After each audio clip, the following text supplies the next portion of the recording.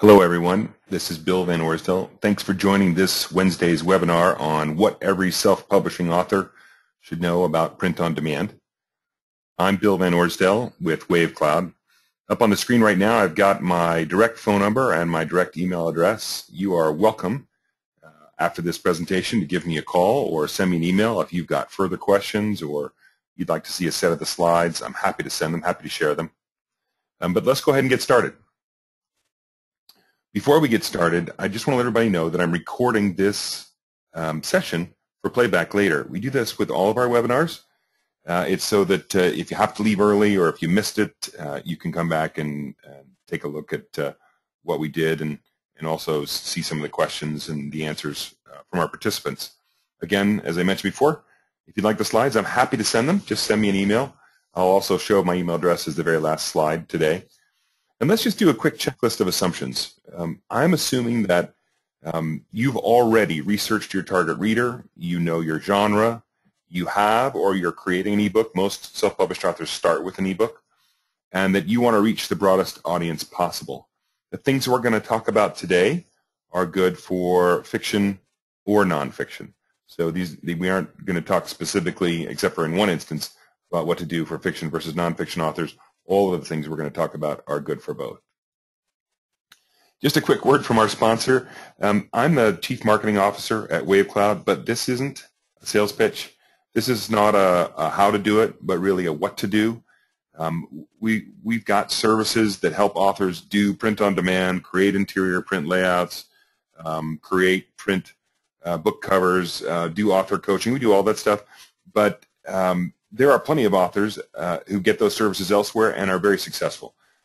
We just want authors to be successful, and just as a quick definition of that, whenever I talk to an author, and I talk to probably 2 or 3 every day, I always ask them to add to their goals the idea that they're going to earn out against the money that they spent self-publishing their book. So I say total up everything you spent on marketing, production, conversion, but leave out the minimum wage for all the time you spent writing your book, and measure that money that you spent out of pocket against the amount of revenue that you make in your book. And I say to authors, I say your goal should be to earn back at least that amount in your first 12 months. And then, of course, every book you sell after that is gravy. I also want this session today to be very, very interactive. So I'm going to launch a couple of polls. In fact, I'm going to launch the first one right now. I'm going to go ahead. You'll see it on your screen. If you just take a minute and click and let me know, how did you first hear about today's webinar? I'll share the results with everybody after everybody has a chance to vote on how you heard about it. I know that our emails have been very successful. We're also trying to reach out and connect with people via Facebook and Twitter and LinkedIn, and there's some other sources we use as well. But if you just take a moment and let me know, how did you hear about today's webinar? I'd appreciate it very much. All right, we've got about half of the people voting so far. If you haven't voted, go ahead and give it a shot. I'll give it about 30 more seconds, and then I'll close out the poll and share the results.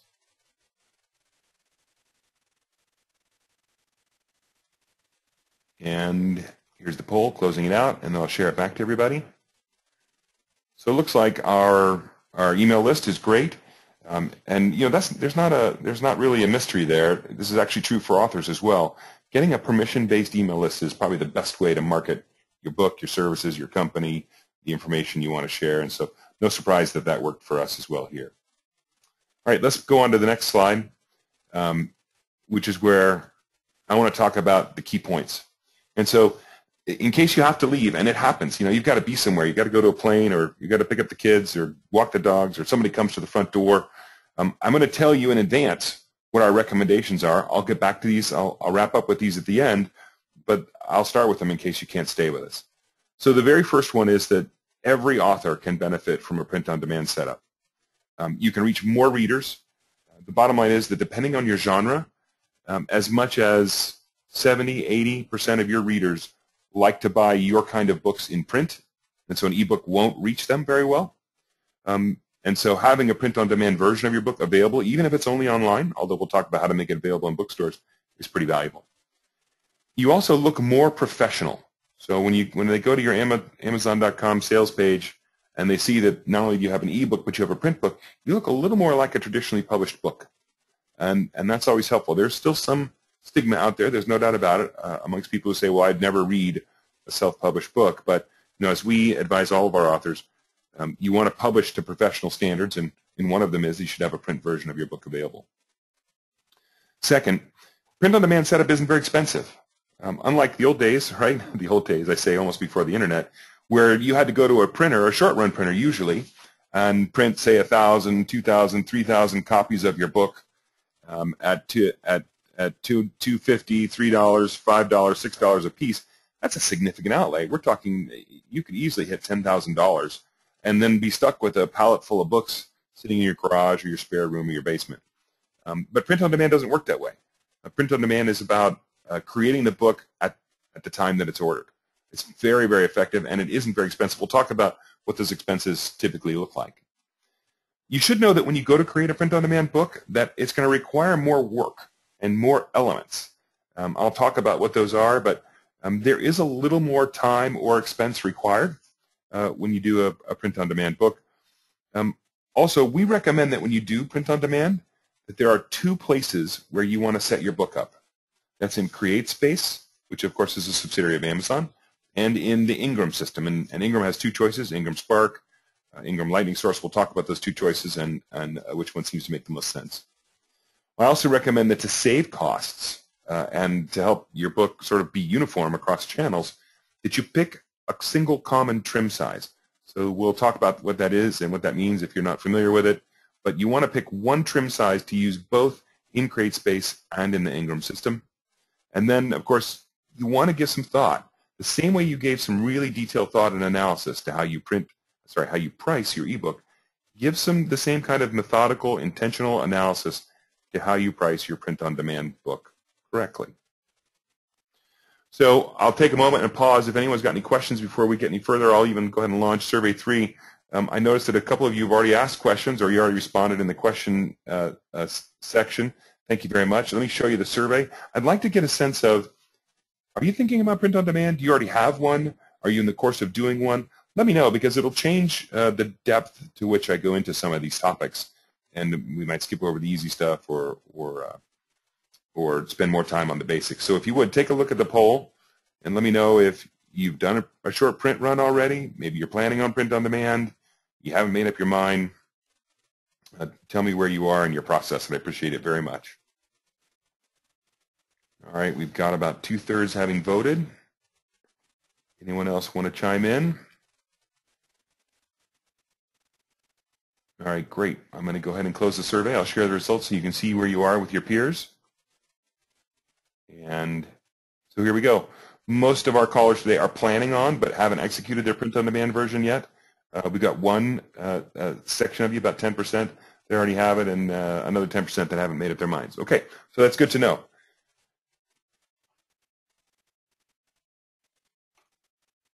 All right, we're going to move on to why is this important? So why do I care about print-on-demand? There's so many tasks, there are so many questions and things to think about as a self-published author when you're bringing your book to market. Why is this one worth any attention? Why does it matter? Well, depending on genre, many of your readers will prefer to read the print version of your book. This is especially important if you have a nonfiction book. So nonfiction, just if you look at the statistics from traditional publishers, and of course Amazon doesn't share their statistics, but if you look at what traditional publishers are experiencing on a genre-by-genre basis, typically it's rare for a nonfiction genre, lose weight or be a better public speaker or how to find a job. It's rare for a book to get a nonfiction book to have more than 30% of its book be consumed in an ebook format. So that means that if you've got a nonfiction book out there and you don't produce a print-on-demand version, you're totally missing the opportunity to address 70% of your market. Now, for nonfiction, it varies pretty widely. I think the statistics really are all over the place. I think science fiction and romance typically have very, very good uptake by readers in ebook formats. So it's not as critical that you do print-on-demand in those two genres. But based on how easy it is and how simple it is, and based on, I would kind of like to have a print copy of my own book in my hands after I write it, print on demand's pretty inexpensive, pretty easy to set up. So your goal is reach more of your readers by offering the format they prefer. More readers, more sales, more positive worth, more sales. It's a wonderful cycle once you can get into it. And of course, as I mentioned before, your books look more professional to people that are browsing around in Amazon. Maybe they've heard about your book. They go to your book sales page. And the fact that you have both a print version and an ebook just looks more professional. I've got a question here from Mike. He's asking what Ingram is. We'll talk about Ingram in a minute. The short answer, Mike, is that Ingram is one of the two major United States distributors of trade publication books. Trade pubs are probably the books that we're all writing. If you're not writing a textbook or something equally specialized, the typical books that you'd find in a Barnes & Noble are almost all trade publications. And usually, Barnes & Noble will get those books from a wholesaler such as Ingram or Baker and Taylor. Samantha's got a question here. She says, do you have any stats for straight horror, or does that mirror science fiction? Samantha, my guess is that it would be close to science fiction. You know, it's funny. There's an anecdote that the overwhelming majority of the sales of 50 Shades of Grey were ebooks. And one of the rationales given for that was the idea that nobody wanted to be seen reading 50 Shades of Grey, but it was okay if it's on your e-reader because no one can see what you're actually reading. So you have to ask yourself, Samantha, about your readers, and I might say the same thing about the people that I write my book for, science fiction readers. Are they a little sensitive about people knowing what kind of book they're reading? And how would horror readers feel about that? So my guess is that the split, the uptake among genre readers for horror is probably more like science fiction than it is like nonfiction books. Thanks for the questions. So I talked before about print-on-demand setup, and is it expensive or isn't it? It's really not that expensive. Typically, what I advise the authors that we work with is that when you're having your ebook cover created, when you're having your ebook conversion done, so you're having it created in an EPUB or a Mobi or a PDF or Smashwords friendly version, that you also go ahead and do the incremental cost for the print-on-demand setup as well. Because basically for print-on-demand, here's what you need. You need a press-ready PDF version of your book cover. So, of course, a print book cover has a front face, a spine, and a back face. And when the service, whether you use WaveCloud or somebody else, when they give you back a file, they're going to give you a PDF file. But it's a very specific kind of PDF file. It's in the X1 or X2 or X3 format.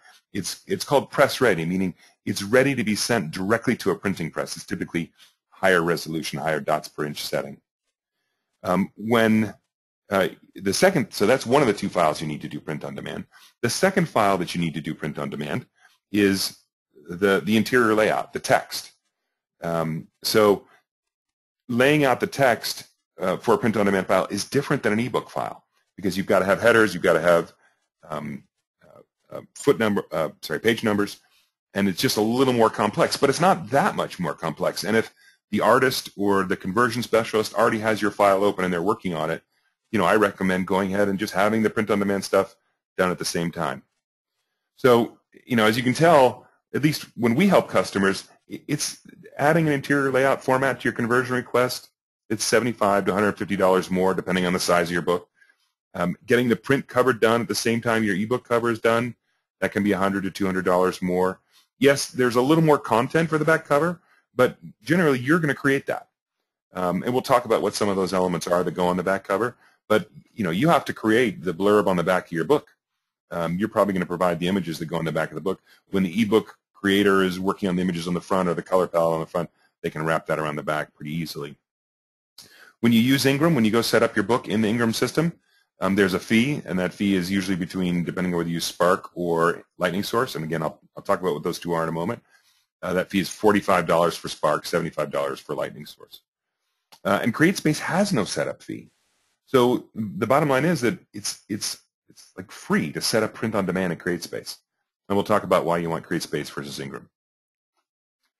Okay, so I talked before about print covers and how they've got more work to them and some more elements. Why do they cost more money than just the ebook? So number one, of course, it's because you've got two more faces, if you will, to the book. So you've got the spine and you've got the back cover. And also, I talked with a lot of authors about this. There might be a good reason for your ebook cover to be slightly different from your print book cover. Not dramatically different, but slightly different. And here's the core reason. The reason would be that perhaps you've won an award, or perhaps you have a subtitle to your book, excuse me, or perhaps you have your benefit promise, or you've got a blurb from another author or reviewer that you want to show on the front of your book. Typically, on an ebook cover, there's not enough space to blow up that text or that award bug or whatever extra element you'd want to add to the front of your book and have it appear correctly without crowding your composition on your ebook. But when you go to your print version, there is enough room. And so it's always worth considering making your ebook cover your print book cover a little bit different from your ebook cover, depending on those elements. But let's talk about the other things that go into a print cover. So on the back, if you've got a piece of fiction that you've written, you've got to have your log line and your hook. And if you're not familiar with what these are, essentially the log line is the 2 or 3, 4 sentences, maybe 2 paragraphs at the very most, that describes your conflict, your setting, your main characters, and ends with a question, your hook. You know, will she survive? Will she get the man?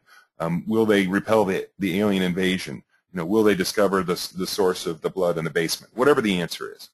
So on the back, you absolutely need the impulse text that causes the browser, when they see your book at the back of the bookstore or on a bookshelf or the back of your room where you're speaking or on the display table, they pick up, they read the back, and they say, you know, I'd really like to know the answer to that question, to that hook. I think I'll buy this book. Similarly, if you have a nonfiction book, on the back of your book has to be a restatement of your benefit promise, and your benefit promise was on the front as well, and your credentials. So on the front of your book, it might say, lose 20 pounds in 20 days. I could benefit from a book like that. And on the back, it'll go into more detail. Lose 20 pounds in 20 days by eating nothing but potato soup. And here's why it works, and here's why I'm the person you can believe that statement from. So I've got a question from Mike. Will the print-on-demand printer provide their specifications, or are they pretty standard for the layout? So Mike, the short answer is that yes, there are some detailed standards that you can collect from both Ingram and from CreateSpace. I'll talk about trim size in a moment, but absolutely there's a set of standards and even some pre-built templates that you could give a cover designer so that they could do exactly the job you want and have a file that you can be certain that CreateSpace would accept. So Joseph asks his question, my book is inspirational, autobiographical. How would I do the back blurb? So Joseph, it's essentially you've got a book that has a benefit promise. You just have to articulate what it is. And the benefit promise might be something like, you know, read my book about how I overcame cancer and find the courage to do so yourself. I don't know, I'm making that up. I don't know what your experience is, Joseph, but you have to think clearly about what is your benefit promise and be able to articulate that both on the front cover and on the back cover, and when you do it on the back cover, do it with more detail. On the back cover of your book, you're typically going to want to continue your front cover image, your theme, your palette of colors. You're going to wrap them through the spine all the way into the back of the cover. You must list on your book the genre. So your genre might be horror, or it might be urban paranormal, or it might be inspirational or autobiography. The reason you put the genre on the back of your book is because if you get some sort of distribution deal in a store, even if it's just as simple as you went down to your local bookstore and they've got a pure consignment offer, having the genre on the back of your book lets somebody who doesn't know you, hasn't read your book, and frankly may not be able to figure it out by looking at your book, know exactly where you, the author, intended it for it to be in the bookstore. So, of course, that means that you've already done this research about your genre, you've been to a bookstore, and you figured out where your book should sit. Definitely put the genre on the back of your book. You also want a valid EAN barcode. And the question about whether it should include price or not is a little bit tricky. You can go to a bookstore and pick up and see back of the book pricing, yes or no. It depends. What I would do is I would use your genre research to answer this question. When you go to the bookstore, look at all the books in your genre that you consider to be competition and see if they include the price in their ISBN or somewhere on the back of their book. Some do, some don't. What you should do is follow the trend that they use. I've got a question here from Ann Osborne. Should we be coming up with a name to publish under other than the author name? That's an excellent question. I think that might be from Kathy or Chai. Sorry if I'm not pronouncing that properly. But the short answer is yes. Even if it's a sole proprietorship, then you definitely want to have an imprint name or a publisher name. You want to look like a traditionally published book, even on your ebook, by the way, so that when you go and look at your ebook listing in Amazon, you prefer that it show. For example, I made up a publisher name for my book, and the publisher of my book, which is my company, will be Singularity Press. So, I write science fiction. Singularity is a science fiction concept. So there you go. It took a little bit of creativity, a couple glasses of wine, and I had a name for my publisher. You should absolutely use a publisher name. And, as you probably jumped ahead a little bit, yes, you should have a publisher name, a publisher imprint, and maybe even a publisher logo on the back of your book. Also, remember that your spine width, which is one of the 3 faces of your back cover, is going to be dependent on your print layout number of pages. So you actually have to have your print layout done first, and you have to go look in the CreateSpace or in the Ingram system, pick a paper stock type, and then they'll tell you, based on the number of pages and your spine width is X, you have to give that information to your book cover designer so they can adjust your press-ready PDF file appropriately. Okay. So where to set up your POD? So I've talked a lot about CreateSpace, Ingram Spark, and Lightning Source. Let's talk about those 2 or 3, depending on how you want to slice it, entities. So first of all, as I said before, CreateSpace is a subsidiary of Amazon. I think they were called BookSurge when Amazon bought them some years ago. The benefit of loading your book into the CreateSpace print-on-demand system is that it shows as in stock in the Amazon store. So there's no other way to guarantee that your book is going to show up as in stock on the Amazon store. If you've got a potential reader who comes to your page and wants the print version because they don't like ebooks, and they want to order the print version that says, out of stock, we'll restock in 2 or 3 weeks, they're probably not going to order your book. But if it's in stock, that's what you want. It also shows up on your book sales page as a format option. So now you're familiar when you go shop at Amazon, and if you haven't, you need to, even if you don't like them, even if you consider them to be evil. You have to understand they're going to be a major distribution channel for you, so you need to go get very familiar with them. Go look at some books and notice that how they treat multiple formats on a single book sales page. It lets you aggregate all your reviews in one place, and you just look more professional. When you set it up in CreateSpace, even though it's free, don't select expanded distribution. And the reason is simple. You will make less money when you sell it through bookstores, and bookstores, seeing that your bookstore is available from CreateSpace or Amazon, they are less likely to want to order your book. So there are many bookstores, especially independent bookstores, who sort of view Amazon as the barbarians at the gate. And if someone walks into the bookstore and says, "I'd like to order a copy of your book," and they look and they see it's a CreateSpace, they might say, well, we can't get that for you. So now let's talk about the other option. After you've set it up in CreateSpace, which I would do first, then I would also give Ingram a thought. And here's why. As I mentioned before, Ingram is one of the 2 largest wholesalers of print books in the United States. And they've set up a print-on-demand operation. So if I'm a typical bookstore in the United States, there's a pretty good chance that I have an account with Ingram. And what does that mean? That means that if someone hears about your book, maybe they hear about it at church, they hear about it at school, they hear about it at work, they hear about it online somewhere, they hear about it on your page, and they want to order a print copy, and they want to support their local bookstore, then what they'll do is they'll walk down to their local bookstore and they'll say, "Hey, I'd like to order a copy of The Listener by Bill Van Orsdale. Do you have that in stock? I didn't see it on the shelf." And the clerk will open up their system and they'll look it up and they'll say, "Gosh, I don't have that book, but I can order it. It'll be here in a couple of days. Would you like me to order it for you?" And most people who've done this before will say, "Sure, go ahead and order it." So that's the #1 benefit of being in Ingram Spark or in Lightning Source. Also, Ingram Spark and Lightning Source both offer a wider selection of discount and return options than CreateSpace. One of the things you may not know about the book industry, the retail book industry, is that most of the books that are on the shelf at Barnes & Noble and other bookstores, they are not owned by the bookstore. They have the right to return them for a full refund within 90 days of putting them on the shelf. That means that if you expect to get your book into bookstores, even if you have a great marketing plan, your book has to be returnable. So you have that option. You can set those options, especially at Lightning Source, to follow the industry norms for returns. Now, what's the difference between Ingram Spark and Lightning Source? Basically, they are the exact same backend, but Ingram found that self-published authors were having trouble using Lightning Source because Lightning Source isn't set up to be necessarily easy to use. It's got a higher fee. They're kind of tired of answering all the technical support questions that first-time authors have when they try to get their book up into the Ingram system through Lightning Source. So they set up this other operation called Ingram Spark. It's cheaper to set up in Ingram Spark. There are fewer sales options and fewer pricing options, but in theory it's easier and cheaper to get going in Ingram Spark. A lot of self-published authors do that. I would recommend that if you are serious about this, that if you think you're going to have more than one book, I would try to, when we do this for authors, we do it through Lightning Source. So when you sign up with WaveCloud for us to do distribution for you, we do it through Lightning Source.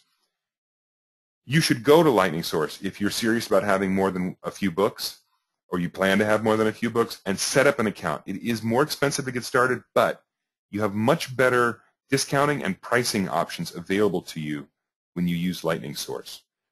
And when you go to Lightning Source, essentially, tell them you're a small press or a small publisher. You might get some pushback. You might have to ask 3 times, but you can get yourself set up in Lightning Source. If you expect to be selling a lot of print-on-demand books, I would definitely take a look at the benefits of Lightning Source over Ingram Spark. Okay, any questions about Ingram or Ingram Distribution or Ingram Spark or Lightning Source or CreateSpace? That's a lot of info about those 2 options. All right, I mentioned before about trim size, and we talked about the standards that your print-on-demand system want you to use. So trim size is essentially the measurements of the front cover of your book. And my guess is that your genre has a standard. And you have to decide after you go find out what that standard is, as an author, do I buck the trend or do I follow the standard? Do people who like to buy memoirs, do they buy them in 6x9 format? Do people who like to buy mass market paperbacks, do they buy them in 5x8 or 5 1/4 by 8? What does it look like in my genre? How do I want my book to look on the shelf? Like a mass market paperback, like a trade paperback? Here are the common set of trim sizes. And when I say common, these are common between CreateSpace and Ingram. So when you tell your interior layout designer and your print designer to use your trim size target of 5x8 inches or 7x10 inches, they'll produce a single file for the print cover and a single file for the interior layout that you can use at both sources. So they only have to do the work one time. It's cheaper. And you can see that they've got different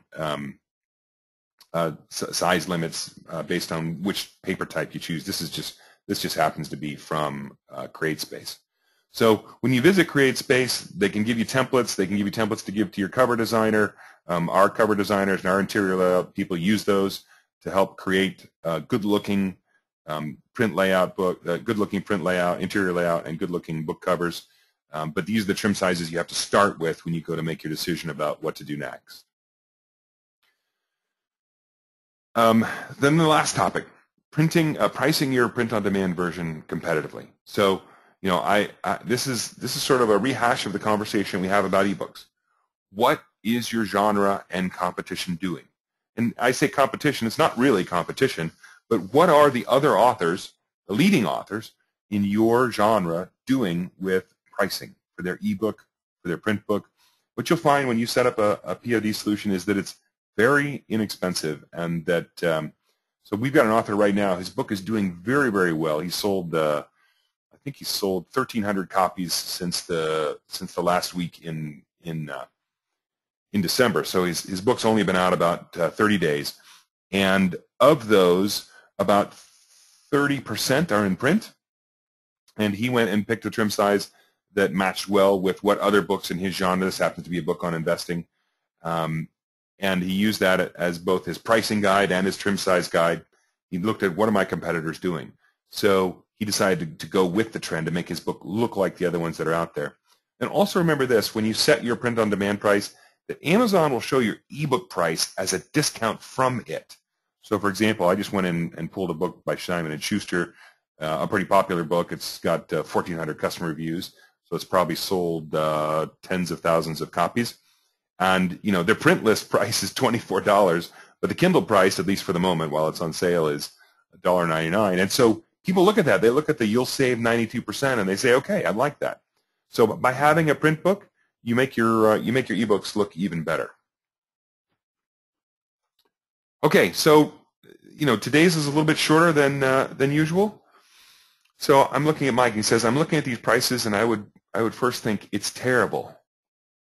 Mike, I might agree that a book that was priced at $24, put $1.99 on sale, might be terrible. I can't remember the name of this book that I pulled for this. I think it might have been a science fiction book.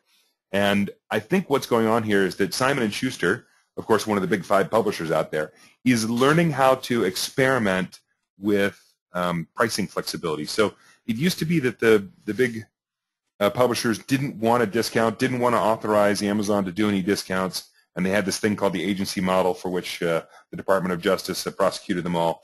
And now that the lawsuit's been settled, some of the big 5 are learning how to do promotional pricing.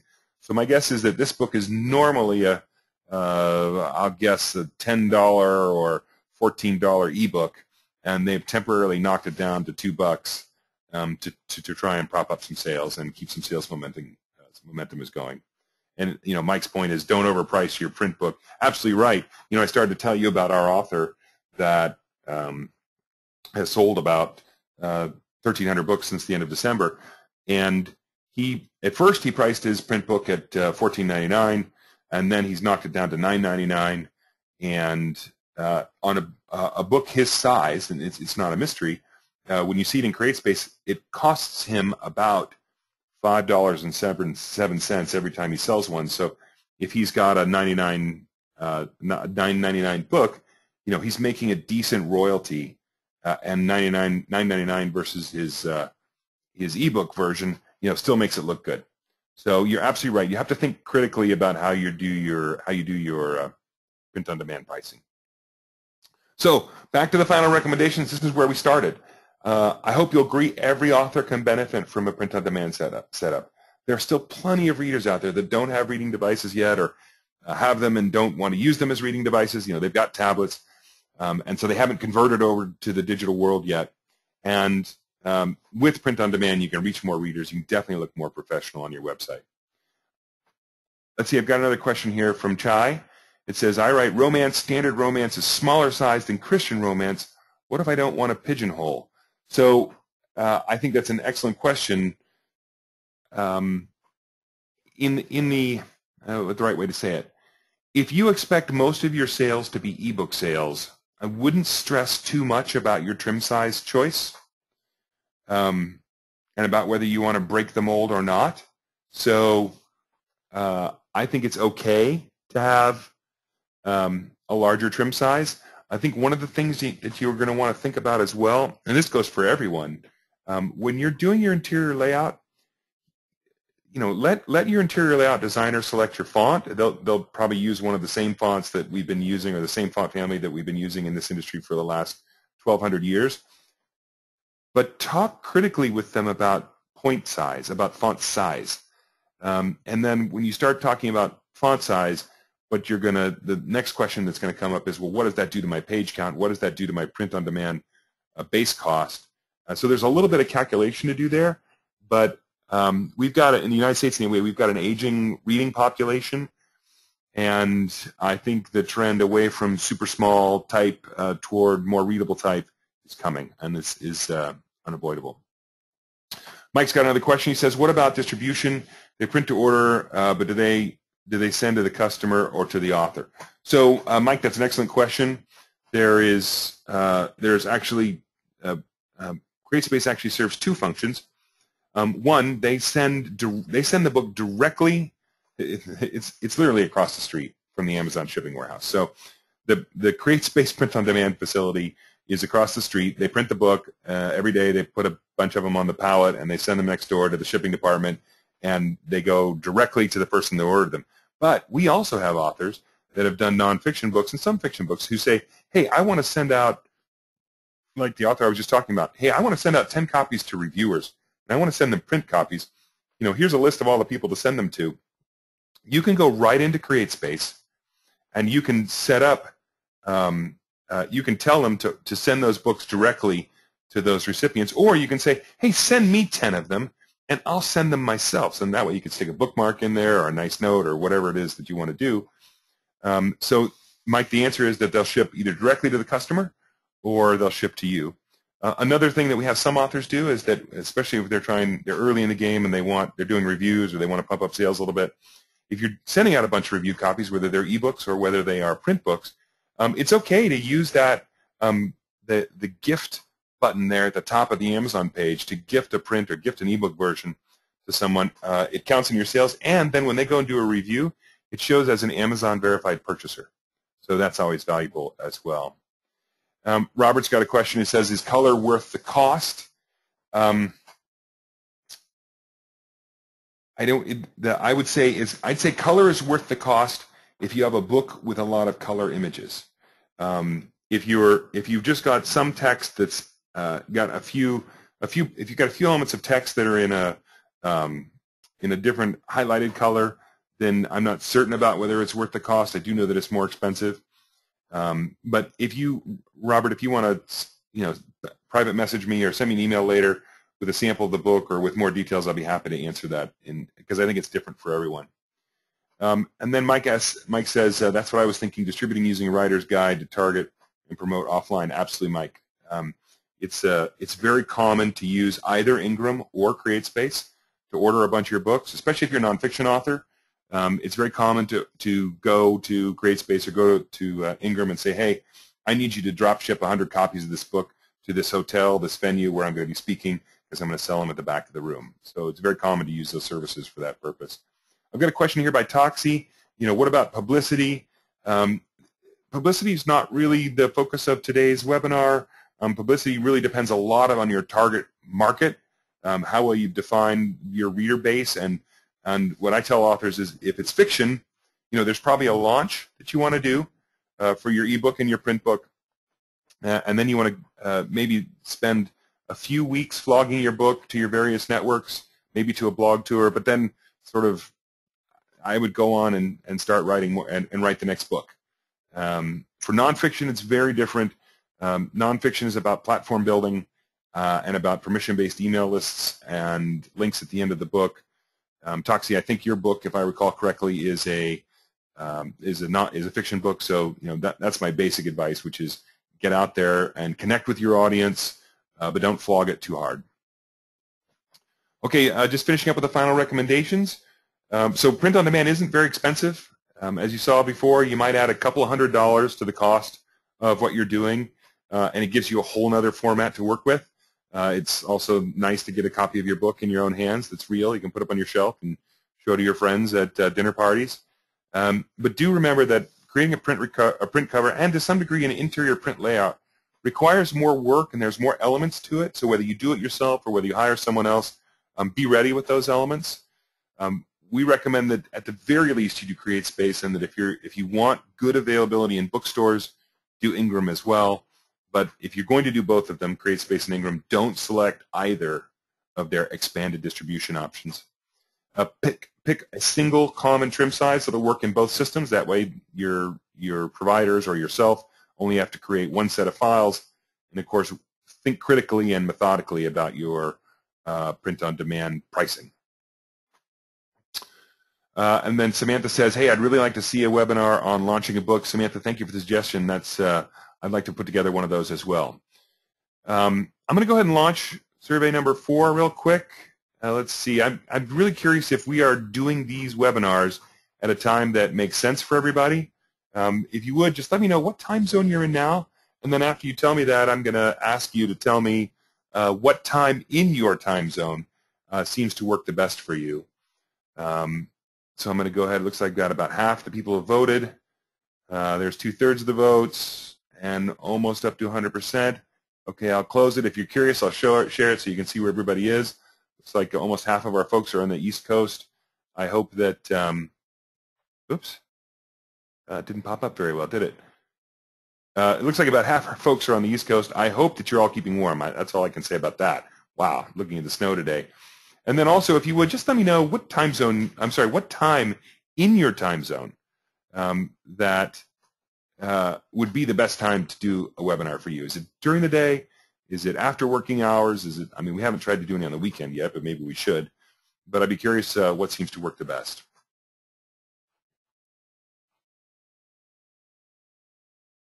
All right, fantastic. We've got everybody voted. That's great.